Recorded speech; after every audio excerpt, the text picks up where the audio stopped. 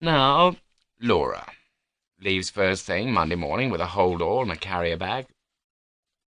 It's sobering, really, to see how little she is taking with her, this woman who loves her things, her teapots and her books and her prints and the little sculpture she bought in India. I look at the bag and think, Jesus, this is how much she doesn't want to live with me. We hug at the front door and she's crying a little. I don't really know what I'm doing, she says. I can see that, I say, which is sort of a joke and sort of not. You don't have to go now, you can stay until whenever. Thanks, but we've done the hard part now, I might as well, Well, stay for tonight then. But she just grimaces and reaches for the door handle. It's a clumsy exit. She hasn't got a free hand, but she tries to open the door anyway and can't, so I do it for her.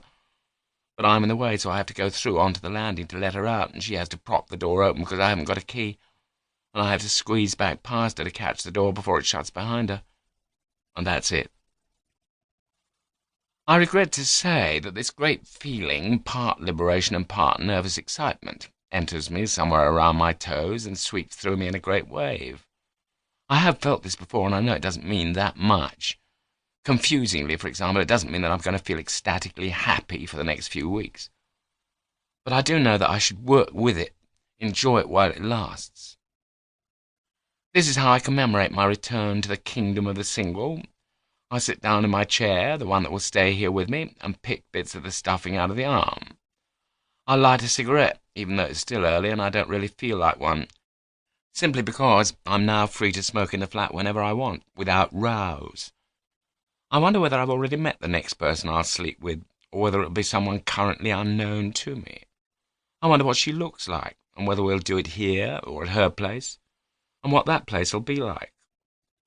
I decided to have a Chess Records logo painted on the sitting-room wall.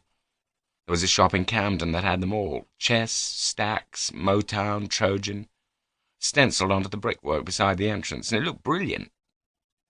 Maybe I could get hold of the guy who did that and ask him to do smaller versions here. I feel okay. I feel good. I go to work. My shop is called Championship Vinyl. I sell punk, blues, soul, and R&B, a bit of ska, some indie stuff, some 60s pop, everything for the serious record collector, as the ironically old-fashioned writing in the window says. We're in a quiet street in Holloway, carefully placed to attract the bare minimum of window shoppers. There's no reason to come here at all unless you live here, and the people that live here don't seem terribly interested in my stiff little fingers white label. 25 quid to you. I paid 17 for it in 1986. Or my mono copy of Blonde on Blonde. I get by because of the people who make a special effort to shop here Saturdays. Young men, always young men, with John Lennon specs and leather jackets and armfuls of square carrier bags. And because of the mail order, I advertise on the back of the glossy rock magazines and get letters from young men, always young men, in Manchester and Glasgow and Ottawa, young men who seem to spend a disproportionate amount of their time looking for deleted Smiths singles and original, not re-released, underlined Frank Zappa albums. They're as close to being mad as makes no difference. I'm late to work, and when I get there, Dick's already leaning against the door reading a book. He's 31 years old, with long, greasy black hair. He's wearing a Sonic Youth t-shirt, a black leather jacket that is trying manfully to suggest that it's seen better days, even though he only bought it a year ago, and a Walkman with a pair of ludicrously large headphones which obscure not only his ears but half his face. The book is a paperback biography of Lou Reed, the carrier bag by his feet, which really has seen better days, advertises a violently fashionable American independent record label. He went to a great deal of trouble to get hold of it, and he gets very nervous when we go anywhere near it. He uses it to carry tapes around. He's heard most of the music in the shop and would rather bring new stuff to work. Tapes from friends, bootlegs he's ordered through the post, than waste his time listening to anything for a second time. Want to come to the pub for lunch, Dick? Barry or I ask him a couple of times a week.